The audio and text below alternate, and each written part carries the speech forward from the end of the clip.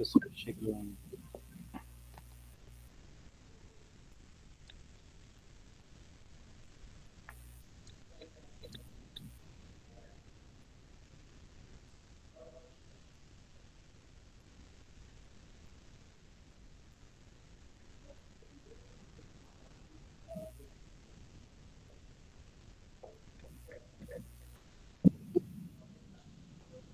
Kézia, deixa eu positivo, que a Kézia entre.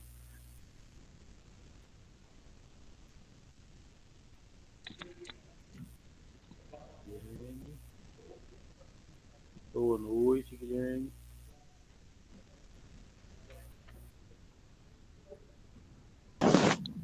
Boa noite. Boa noite.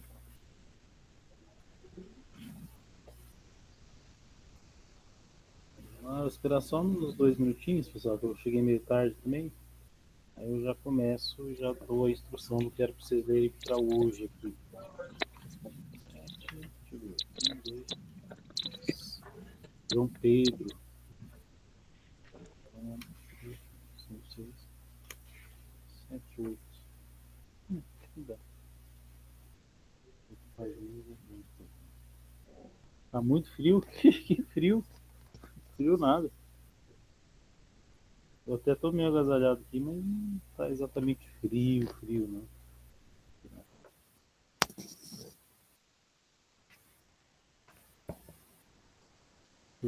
Já pus pra gravar. Pessoal, vou começar então, só vou passar o recado pro pessoal lá na sala. Na sala, no grupo, né? Quem não entrou ainda. Vou só ver aqui. Ah, o Thiago. Vou passar o recado aqui. E já falo com vocês. Espera aí. Aqui. Pessoal, a gente já tá na sala, com a sala aberta. E daí tinha vários capítulos, né, que ficaram acumulados, já que a gente não teve semana passada, do 1 ao 6.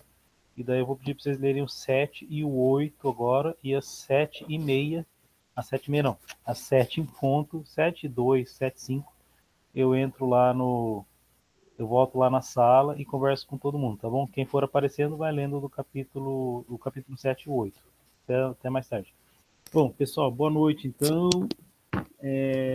Aos que são novos no projeto, que eu acho que são poucas pessoas, deixa eu ver. Por enquanto, de novo aqui tem. Eu não sei pronunciar esse nome aqui. Dará, sei lá. Dara. Dara a Dara, sei lá. Mas funciona assim, né? A gente tem um determinado livro que a gente vai lendo aos pouquinhos e comentando aos pouquinhos, semana a semana, né? E. Ixi, a pessoa saiu da reunião, será que ela ficou chateada? É, e, e é mais ou menos assim, né? Nós já lidamos com o Fábio Gonçalves num semestre anterior aí. Esse cara aqui nem todo mundo conheceu ele. A gente viu um livro dele chamado Milagre em Paraisópolis, né? E este Uma Negra Comédia é um romance mais grossinho, né? Mais substancioso aí. E ele. Você gostou, né? E vimos uns contos dele também, né? Inclusive um dos contos saiu desse romance aqui, né? Um capítulo aqui virou um conto. Quem leu o capítulo 2 sabe do que eu estou falando. É o Juninho. Então esse livro aqui, pessoal, só dando uma prévia, ele foi escrito com base em coisas que o Fábio conheceu. Algumas coisas que ele viveu, outras que ele conheceu, né? Ele tem algumas coisas autobiográficas e muita coisa ali que é inventada, né? Que é inventada da parte dele. Mas ele cresceu nessa favela, com essas características, etc, etc, etc. Né? Mas eu vou deixar vocês lerem o capítulo 7 e o capítulo 8, e às 7 e 5 eu retorno aqui. Pode ser? Beleza?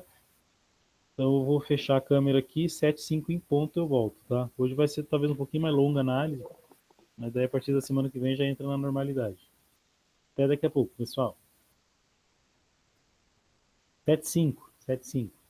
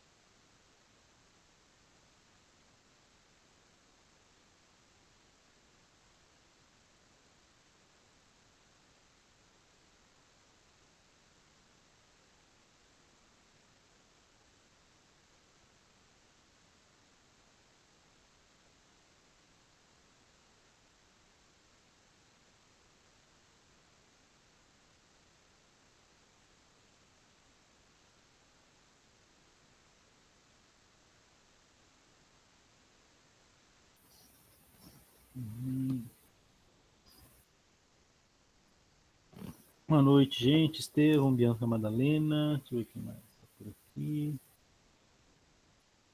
Guilherme, Pedro Kézia, Nicolas. E veio bem pouca gente hoje, pessoal. Deixa eu só confirmar uma coisa aqui, ó. Quantas pessoas estão inscritas? Acho que são quase 40.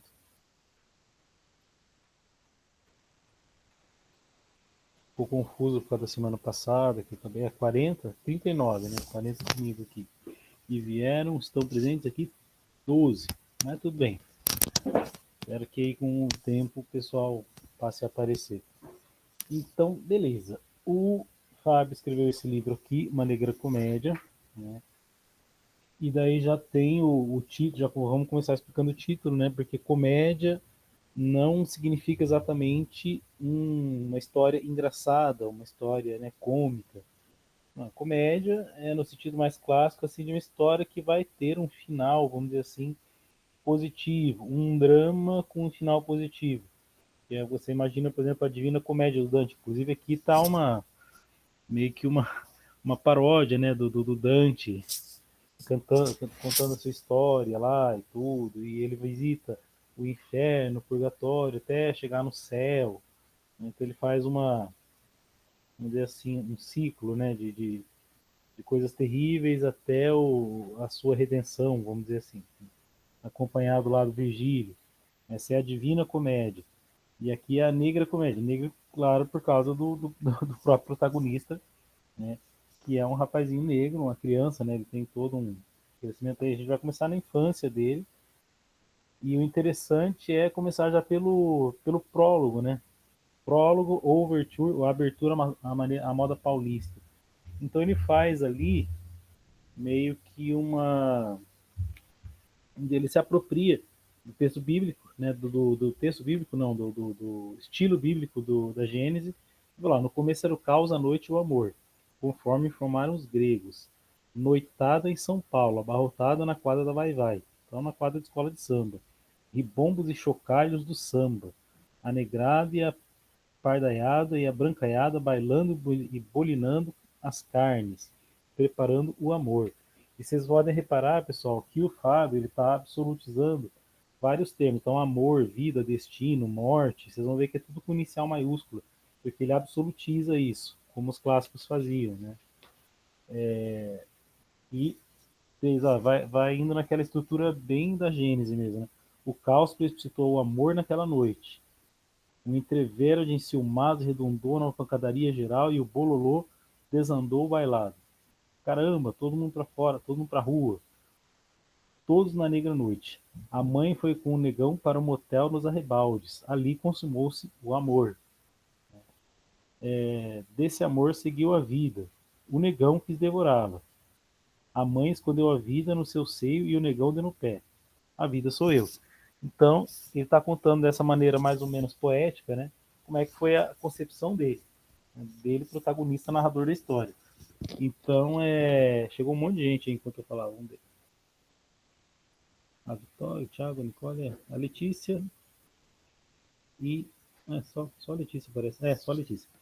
Então é isso, né? Ele nasceu num baile da Vai Vai, ali numa bagunça, né? Num motel, foi concebido ali. O pai caiu fora, a mãe dele virou mãe solteira, né? A vida é ele, esse que foi concebido, o narrador. E daí esses primeiros capítulos vai falar ali da vida dele, né? E daí ele começa falando assim lá do que ele nasceu graças a São Francisco de Assis. Aí eu pergunto por quê, né? Ele fala não que a mãe fosse devota do santo, ela nem católica era, mas ele nasceu numa maternidade fundada por uma madre, né, que era da ordem dominicana lá da Bretanha, que foi fundada pelo São Francisco de Assis, quer dizer, foi fundada não, foi fundada em São Paulo em 1930, mas por quê? Pela ordem dos franciscanos que vieram, então ele faz todo esse mapa, todo esse egresso para falar, né? Então nasceu em meados de 1990, né? Amparo Maternal, casa idealizada pela Madre Marie, inaugurada nos anos 60. Então ele vai falar, né? Na verdade ela chegou no Brasil na década de 30, idealizou na década de 60, governadora de Mar de Barros, ele vai fazendo toda esse resgate, e daí ele vai falar, né? Ele cresceu num barraco de 2 cômodos, na cidade Ademar, né? O bairro era o Jardim Luso, onde ele morava, tá? E é ali na uma favela de Diadema, ou divisa com Diadema. Diadema, nos anos 90, pessoal, do século XX, foi considerada a cidade mais violenta do Brasil, tá? Então era um favelão gigantesco, enorme, enorme, enorme, enorme, enorme. Tá? Era um complexo de favelas, na verdade, ali numa cidade que era terrível, muito violenta. Tá? A criminalidade muito alta, dominada pela criminalidade, tudo.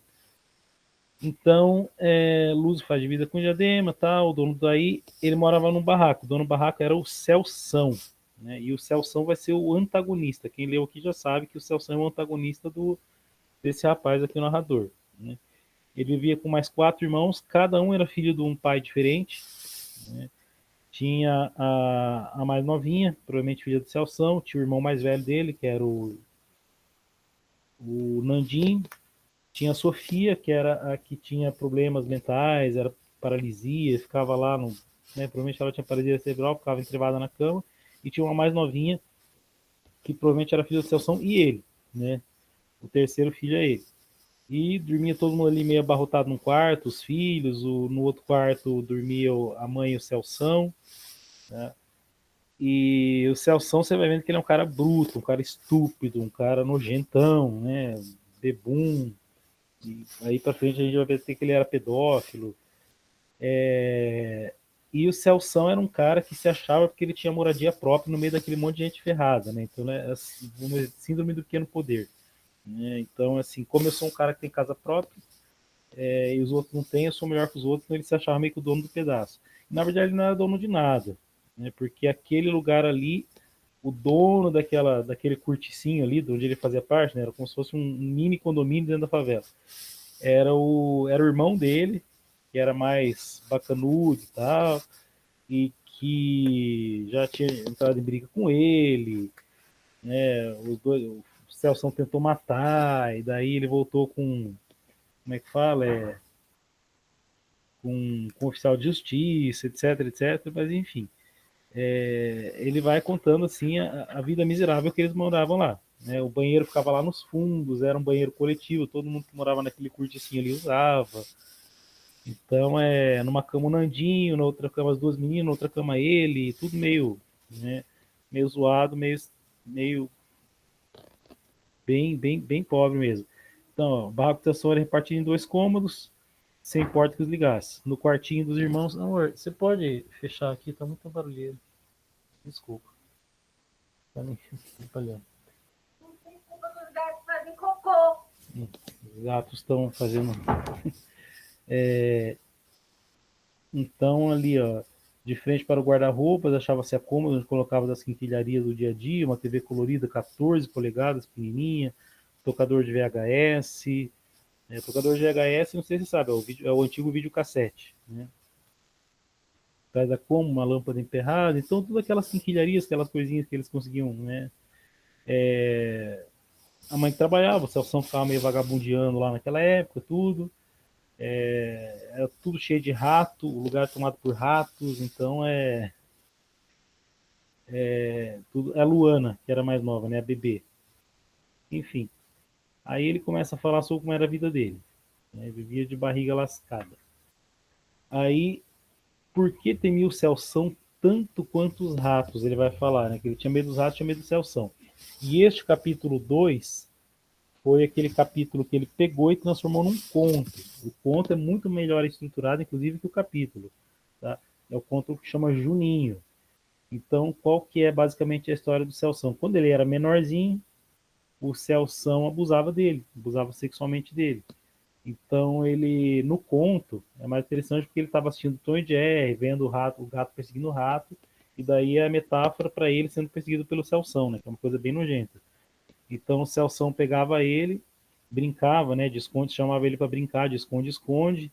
Ele e daí você vai vendo, ele se esconde angustiado ali no guarda-roupa, passa o carro da pamonha, ele lembra aquela delícia que ele queria comer pamonha, mas não podia, porque era uma iguaria, né? Uma coisa que eles não tinham acesso, a mãe não podia comprar, daí ele lembra da Dona Bola, que era a vizinha gorda lá, que comprava uma sacola inteira de pamonha só para ela, ele ficava com raiva dela, né, porque ela comia tudo sozinha, era gulosa, e ele fica ali sonhando com a pamonha, enquanto ele está apavorado, escondido no guarda-roupa, com aquele cheiro de, ele fala, aquele cheiro de bunda, virilha e mofo, né, tudo junto ali, o Celso procurando por ele. Né, o Celso não sabe onde ele está, mas ele está sendo, como é que fala, esqueci a palavra, sádico, né, está sendo sádico com o menino. E daí ele vai lá e tudo tá quente, tá frio, não sei o quê. E o menino ali apavorado. Daí uma hora ele chega e fala, meu, agora é a hora, né? Vou fugir. Foge. Quando ele tá chegando na porta, ele é pego pelo tornozelo, levantado pela perna, né? O Celso era um cara grande, forte, ele era bem pequenininho. Joga ele na cama, sufoca ele com o travesseiro. E o mais engraçado, naquele sufoco ali, enquanto ele está sendo sufocado, ele sente o cheiro da mãe, né? Porque aquele travesseiro é o travesseiro onde a mãe dormia. Então ele ainda sente algum alívio por sentir o cheiro da mãe e depois não vê mais nada, né? E depois ele acorda com o Celção com o bafo de pinga ali e falando segredinho nosso, né? Segredo nosso. Então esse era o Celção, esse cara nojento, né? Escroto mesmo, pedófilo, assim, tudo de ruim, né? E vai ser um cara ruim do começo ao fim. Tá? Esse cara é o antagonista, vamos dizer, é o vilão da narrativa mesmo, cara terrível. Como eu falei, no conto Juninho, para quem leu o conto, depois, quem não leu, se quiser eu passo o conto para vocês, que ele é melhor desenvolvido, ele é mais angustiante ainda. Aí depois o Celso arruma emprego de motorista e tudo, e a coisa fica um pouco menos ruim para ele, né? Então, mas ele fica lá no olhando, né? Ele fica lá sempre apavorado. Só que ele fala, né? No todo era um homem feio, feio e fedido, cheirava a nhaca de braço e cachaça. Mas com a roupa de motorista ficava melhor. A roupa dava-lhe dignidade e disfarçava-o de humano, porque ele era um monstro. Né? Aí ele fala que o Celso ajudava miudamente nas despesas de casa, quem pagava tudo era a mãe dele mesmo, que trabalhava para a família dos Barata, lá no Jardim Níria, né? Num jardim melhor e tudo. A dona da casa era uma senhora idosa, uma senhora e um senhor idosos, né, uma família, os patriarcas ali da casa. Vamos dizer assim, a patroa que tratava direto com ela era uma mulher viciada em cocaína, depressiva, que ficava fechada no quarto, uma coisa meio, meio triste ali. E ele ficava lá, ele conversava com o Dr. Barata, que era um cara já meio, como ele fala, gagá, era um velhinho que ficava no quarto, tossindo, mas ele gostava de escutar as histórias dele, né? E tinha ali o filho dessa senhorita aí, né? Essa senhorita drogada, que é o Ricardo, tá? E depois vai virar um drogadinho também, né? Vai ser introduzido no mundo das drogas pela própria mãe lá, aos 13, 14 anos. Mas enquanto ele ia para casa, né, ele acompanhava a mãe nesses nesse quando ela ia para o trabalho, né, ele ainda brincava com o Ricardo. O Ricardo tinha um monte de brinquedo que ele gostava, o Super Nintendo e tal. Ele meio que se aproveitava. Ele não gostava do Ricardo, né? É um menininho mimado lá. E ele fala depois no final, né? Também me interessava o seu quarto, cheio de bonecos de heróis japoneses comprados nos shoppings de Ibirapuera, Iguatemi, lugares que eu imaginava inalcançáveis, como um bárbaro escandinavo ouvindo lendas sobre a Roma de Augusto. Gostava do quarto e dos brinquedos, e só, sobretudo quando o dono dessas riquezas veio para cima de mim com umas conversas fiadas. Daí ele vai comentar, o Ricardo era bicha. Uma feita, por exemplo, né, uma vez, por exemplo, ele cismou de ver o meu negócio para compará-lo com o seu. Só vamos jogar se você me mostrar, disse a boneca, trancando a porta do quarto. Respondi com elocução de favelado. Eu não, mano, sai fora.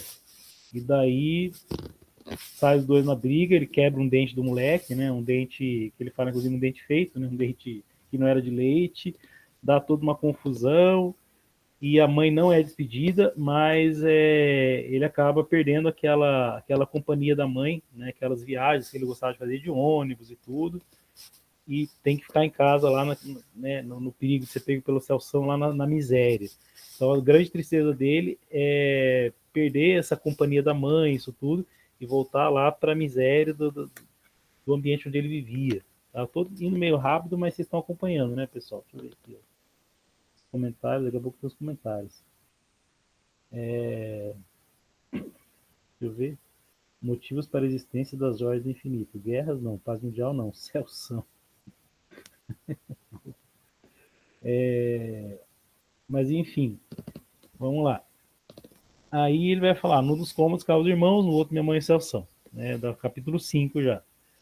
E daí eles se comunicavam por batidas na parede, né? E daí agora vai mostrar a questão do que o Celso batia nela, né? Então, quando ela dava umas batidas, um tipo de batida mais aflita, assim, mais nervosa, era para eles ficarem espertos porque ela estava correndo perigo. Né? Então, geralmente o Nandinho, que era o mais velho, corria pro quarto para ajudar a mãe e tudo, porque o Celção tava alterado. Enfim, e daí agora que ele vai falar que não eram filhos do mesmo pai, cada um era de um, né, de 4 homens, e tudo homem ruim, né, tudo ruim igual ao Celção. Não que minha mãe fosse feia, pelo contrário, ela era quando nova, mulata, bonita e simpática. O negócio era falta de tato e azar, né, que ele vai falar. E ele fala que, embora não fossem filhos do mesmo pai, tudo, eles estavam muito bem, se amavam muito, e ele gostava muito do Nandinho. Né? O Nandinho era ele tinha banda de pagode, tudo.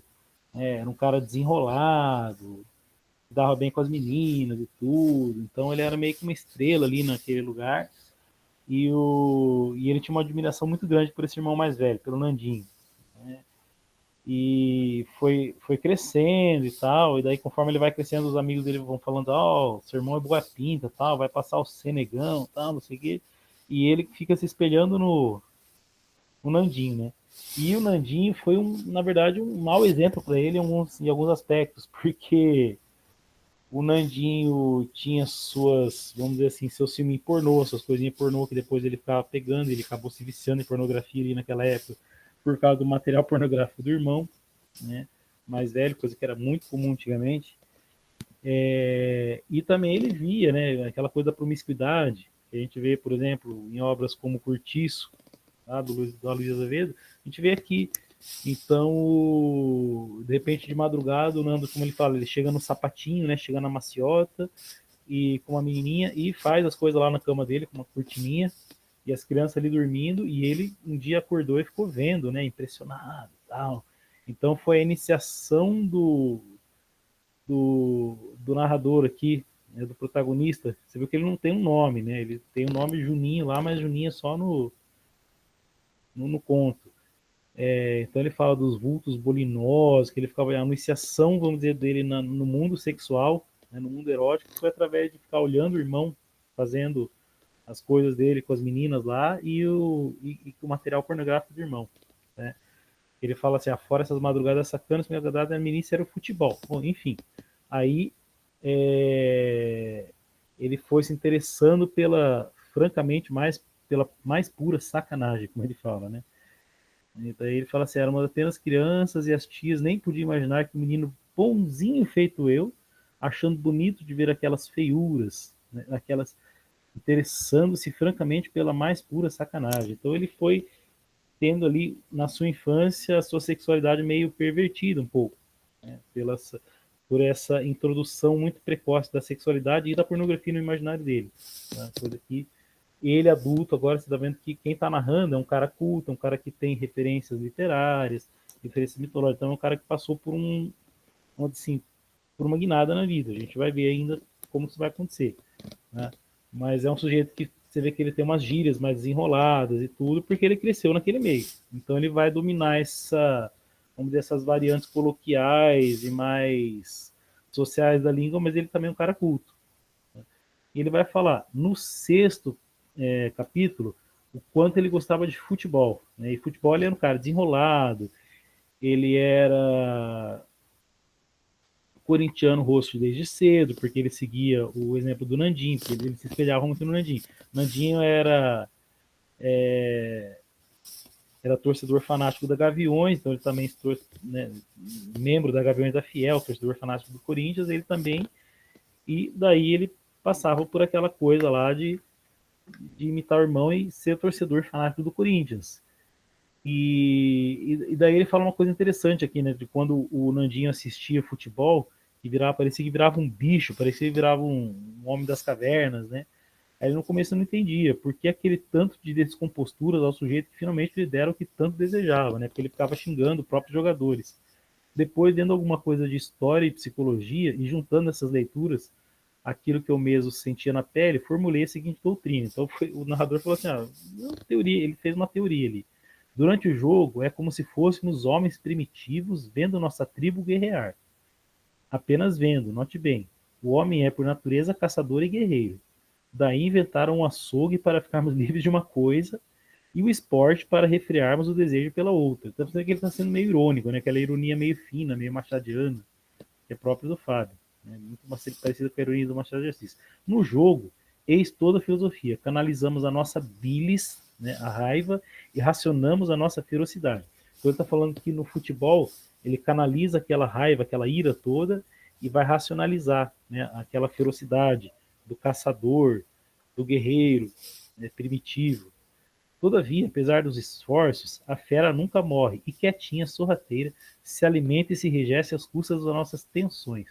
Daí que o monstro precisa de tempos em tempos ser açoitado e contido.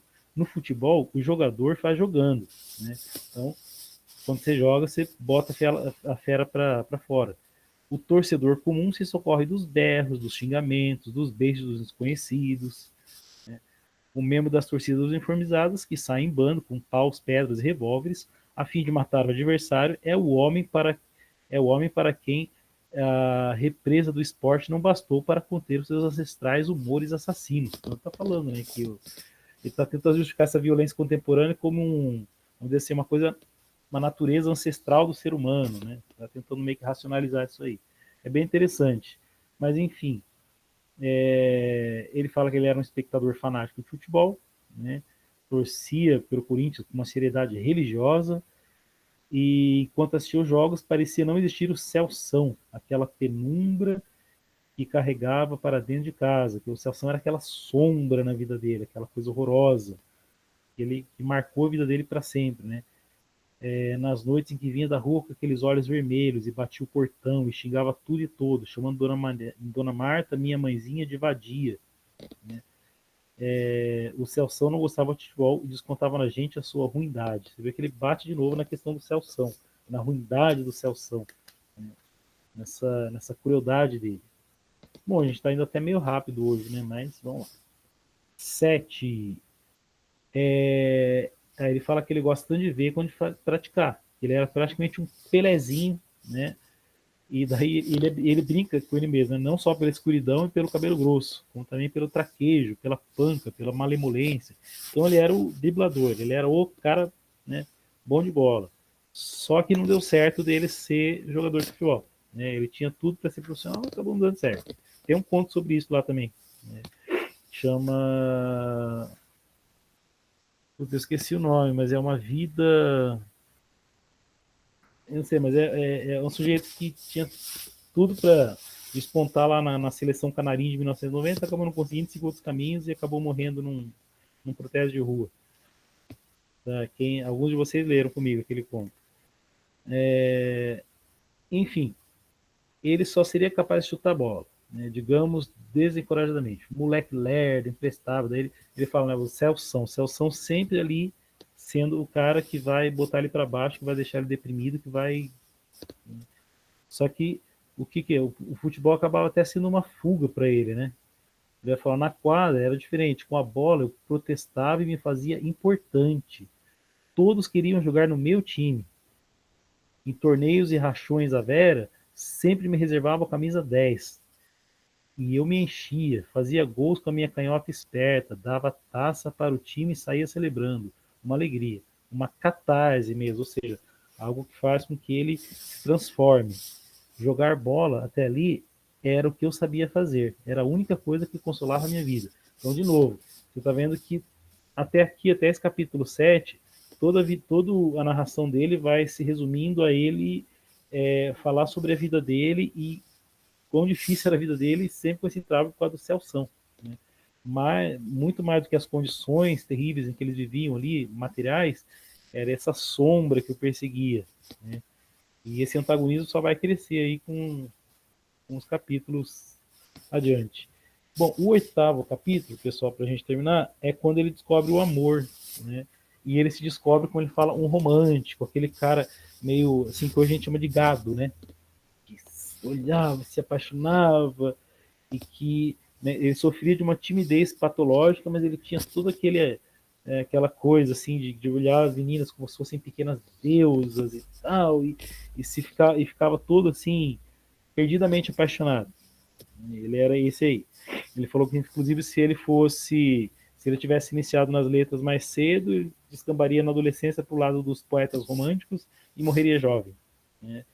E daí ele fala que apareceu na quintal ali, no corticinho onde ele morava, uma família cearense, né? E eram cearenses galeguinhos. Então, lá no Nordeste, quando fala galeguinho, é branquinho, loirinho. Tá? O pessoal descendente dos europeus que colonizaram por lá também. Os portugueses, os holandeses. Né? O Fabiano do Vidas Secas, ele é descendente de holandês, ele é ruivo. Tá? E daí ele começa a falar, fosse branco, ficaria vermelho, a negritude camufla os sentimentos. Ainda tomava consciência da vida e não sabia o que era o amor de menino e menina. Né? Via nos filmes do Nandinho e julgava não existir na realidade. Quer dizer, o que ele conhecia de amor, entre aspas, era aquelas coisas que ele via lá nas pornografias do irmão dele. Mas daí ele conheceu a Helenice, filha da Rosineide do Chico. Né? E eles eram pais muito austeros, muito severos, né? Ela menina ali criada, muito ali, e eles vão criando um relacionamento, né? Indo junto para a escola, conversando, tudo, uma amizade, e ele acha que ele está indo bem, tudo. E nesta época passava aquela novelinha chata demais, eu detestava, tá? Eu já não era mais criança, né? Eu já era adolescente, mas algumas pessoas da minha geração pegaram as primeiras temporadas e acharam máximo, que era o Carrossel. É o primeiro Carrossel. E era chato demais, assim, mas ele ali, na idade dele, eu entendo que ele gostava do Carrossel. Então tinha lá toda a professora Helena, a Valéria, o Jaiminho, não sei quem, não sei quem, e tinha, claro, o casal principal ali, que era o Cirilo e a Maria Joaquina. O Cirilo era apaixonado pela Maria Joaquina, Maria Joaquina era loira, rica, o Cirilo era pobre, negro, ela humilhava o Cirilo e tal, e fica toda aquela coisa. Ela passa a novela toda, parece que humilhando ele, no final ela. Eu não sei o que acontece no final, mas parece que o final é positivo entre os dois. Mas aí ele se vê como Cirilo e ela como a Maria Joaquina. Né? E daí vai falar assim: cadê? Tem aqui, ó. Páreo impossível para mim, né? Porque a menina ia na mesma igreja, daí ela era um pouquinho mais velha que ele, ela já estava ali nos 13 anos, ele devia estar nos seus 10, 11. E, e tinha outros meninos mais velhos de olho nela, tudo. E ele fala assim: os meninos branquinhos e pardinhos e eu negrinho, então ele ficava sempre se vendo menor que os outros, né? Sempre se vendo inferior aos outros. Tanto mais que eu era preto, como o Cirilo da novela, e os concorrentes, branquinhos e pardos, de cabelo melhor, tratados em cabeleireiro. Eu assistia um insucesso de Cirilo com Maria Joaquina. Ele preto era galega. Tomei ali ciência das diferenças raciais. Soube que era diferente dos outros e que aparentemente levava desvantagem. Descobri o problema das raças vendo o Carrossel e calculando as minhas chances com a bonitinha do cortiço. Maria Joaquina lembrava Helenice. Toda vez que assistia seus favores de moleque, seus foras do moleque, pelos motivos alegados, era como se fosse comigo mesmo. Sofria com a triste constatação. Sou igual ao Cirilo. Então ele fica nesse drama dele, né, de criança ali. Aí ele, como um grande romântico que ele era, né, com o irmão pagodeiro, então ele pega várias referências que o irmão, né, de bandas de pagode muito famosas ali naquela época, Soueta, Exalta Samba, Catinguelê, só para contrariar, e ele pega vários versos daquelas músicas e vai compondo uma coisa, uma carta de amor para ela, né? Enchendo papéis. Ele fala assim, como Flaubert, gastei papéis de caderno até achar a forma adequada. Então ele pega vários, vamos dizer assim, clichês de banda de pagode, vai colocando numa cartinha de amor ali, vai pintando com todas as cores, as florezinhas e tal, e fazendo aquela cartinha de amor maravilhosa, toda bem trabalhada, né? E ele vai lá, assim, ó, como no sexto dia, olhei e achei muito bom o trabalho que ele tinha feito, né? E ele todo tímido, não sabe como vai fazer, vai lá e coloca a cartinha lá na mochila dela, escondida, dá na mão dela e sai correndo. Dá na mão dela e sai correndo. E no isso entra lá o menino, o principal adversário dele, que era do condomínio Jaú, que era um menininho de classe média, tudo. E ele fica com a ira de Otelo, né? Porque Otelo era negro e ele é manipulado pelo Iago. Isso é uma tragédia do Shakespeare, tá? Porque ele tem referências, esse narrador. E o Otelo vai sendo consumido pelo ciúme, pela inveja, né? Pelo ciúme, na verdade, né? Quem tinha inveja era o Iago. Por ser negro, e mesmo eles tendo uma posição superior, ele se via como inferior por ser negro. Isso aí é uma tragédia shakespeariana. Bom, enfim, fosse como fosse, ele vai, coloca, e daí ele passa aquele dia inteiro ansioso, não querendo olhar na cara dela, fugindo dela, né? Porque agora ele tá com medo da resposta que ele vai ter. Aí ele volta para casa tarde da noite, ele vai comer doce com um amigo dele. Ele fala assim: se a gente fosse mais velho, a gente teria ido tomar cerveja no boteco, mas, né, como a gente era criança, a gente foi comer paçoca e picolé. E daí fica lá, vai assistir Castelo Rá-Tim-Bum, em Mundo do Bikman, na casa do amiguinho, e volta para casa à noite, a mãe preocupada, ele vai dormir, passa a noite insone, né, sem conseguir dormir, lá todo, meu Deus, meu Deus, meu Deus. No outro dia, né, eis que a Helenice encontra ele, e ela vem furiosa ao encontro dele, né? Entrega aquela cartinha assim: olha aqui, vou contar pro papai que você me mandou isso, não fala mais comigo, eu não gosto de neguinho. Ela fala bem assim para ele: não gosto de neguinho. Daí aquilo foi a espada no coração dele, né? Porque ali ela deixou bem claro qual era a posição dela e por quê. Exatamente igual a Maria Joaquina, né? A Maria Joaquina humilhava o Cirilo porque ele era negro, e aqui ele está sendo humilhado por ser negro. Ele fala: fiquei apalermado, depois doente. Feriram muito aquelas palavras. Chorei um bocado. Entristeci feito adulto e não joguei bola por uns tempos. Nunca mais me dirigi a Helenice, minha Maria Joaquina. Pelo visto, ela também conhecia a novela.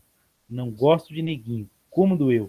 Não tinha coragem de olhar para ela, mas me senti um bicho perto de Helenice. Um monstro que contraste com a princesa, como no desenho do Walt Disney. Daí para frente concluí que jamais conseguiria namorada. Aí que ele se torna tímido, introvertido e tal, por causa disso, por causa desse trauma sofrido com a menininha que ele gostava ali ainda no final da sua infância, né? Cismei que todas as meninas me viam como Helenice, com o mesmo desprezo, com o mesmo azedume, embrenhei-me mais fundo nas matas da timidez. Olha como ele usa essa linguagem poética de maneira bonita, né?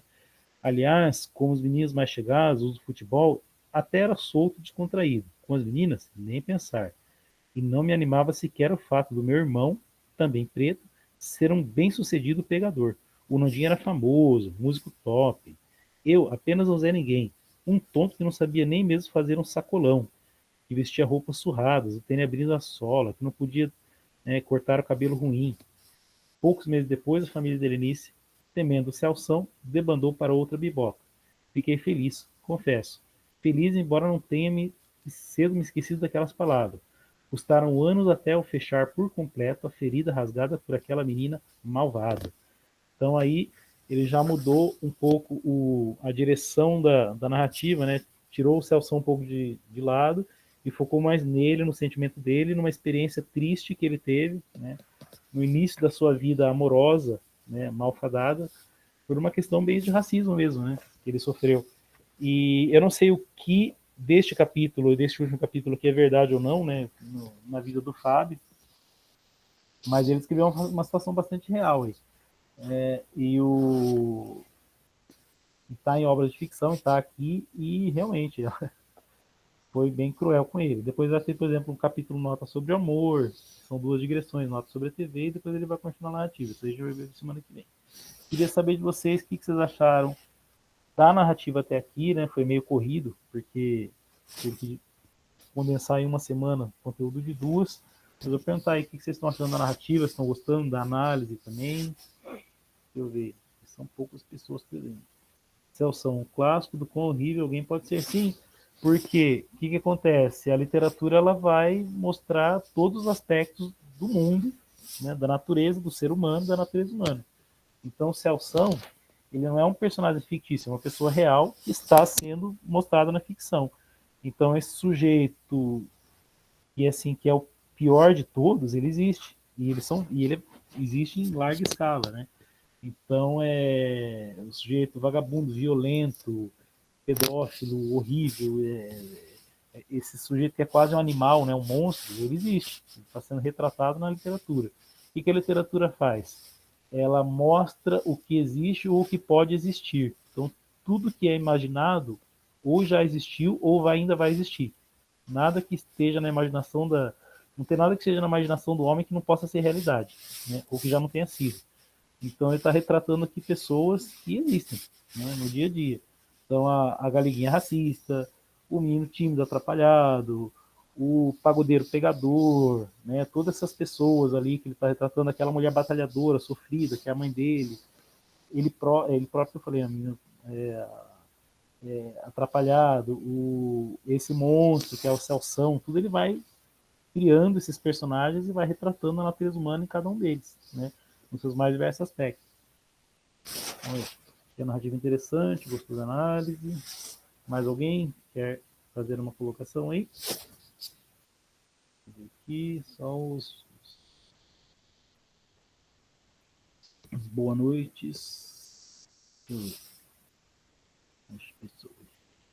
A Letícia, a Maria Eduarda, a Madu, Nicolas, Kélia. Tem pouca gente hoje. Um pouco dessa confusão aí de não ter começado semana passada.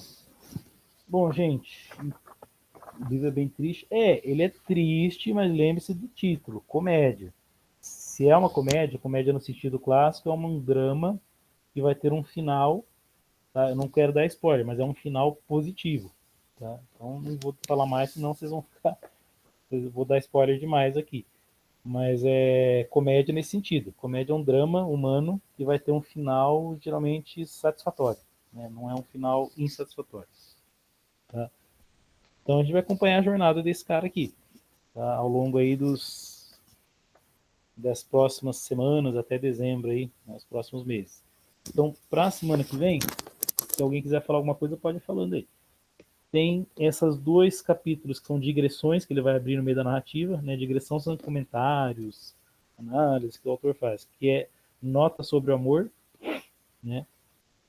Assim, ó, ao leitor que me chamará de exagerado e dramático. Pobre leitor, digo eu, está assumindo um estilo que é do Machado de Assis. Né? Depois um nota sobre a TV, que ele vai falar, por falar em carrossel, vi uma nota sobre a TV de minha infância, né, que é a TV dos anos 90, que ela era bem desregrada, era bem zoada. Tá? Deixa eu ver, vai ter essas 2 digressões, vai ter o capítulo 9, deixa eu ver quantos. Capítulo 9 é uma página. O capítulo 10, 1, 2, 3, 4. Tá.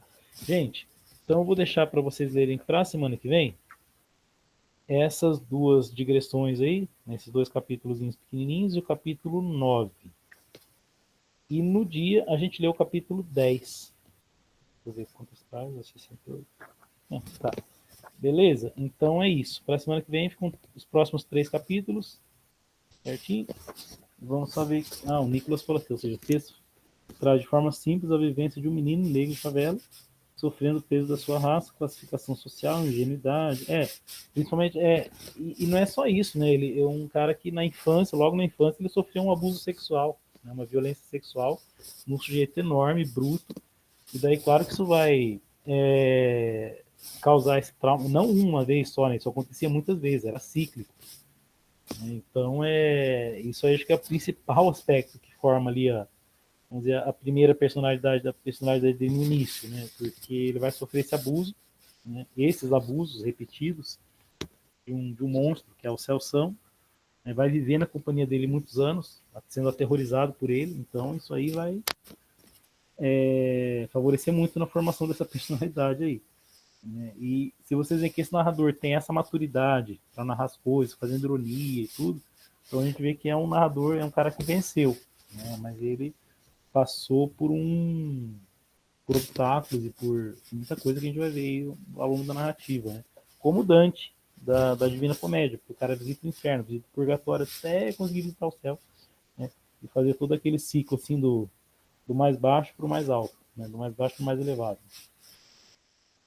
Sim, o seu caráter e sua visão de mundo, mas você vê que ele tem uma visão de mundo que não é negativa, né? Ele tem uma visão de mundo ruim ali na infância, mas ele no seu presente da enunciação, que tem o tempo da enunciação, que é o tempo do narrador, e tem o tempo do enunciado, que é o tempo da narrativa. São dois tempos diferentes, né? Então, o tempo da narrativa ele vai ser realmente esse cara triste e melancólico e muito pessimista. Por quê? Porque só acontece tudo de ruim com ele, né? Mas o tempo da narrativa, né, do narrador, ali, da enunciação, ele é um pouquinho diferente. Tá? Você vai ver que ele faz ironia consigo mesmo, ele brinca, ele é meio piadista, ele conversa com o leitor, então é um pouco diferente. Tá? Essa personalidade dele narrador e a personalidade dele criança em formação. Tá? Ela vai ser transformada e a gente vai ver como, né? Só que tem que chegar até o final do livro para isso. Beleza, gente? Então é isso. Vou deixar o recado lá no grupo depois, dos capítulos para a semana que vem. E espero todos vocês de novo semana que vem e o resto do pessoal. Beleza? Certinho, pessoal. Obrigado aí a companhia de todo mundo, a atenção, a participação. Me desculpa aí por atrasar um pouquinho hoje, né? Por estender um pouquinho o tempo da aula, porque a gente juntou 2 semanas numa. E a gente se vê no IF e se vê por aí semana que vem, tá bom? Abraço, pessoal. Até mais. Vou desligar a gravação aqui.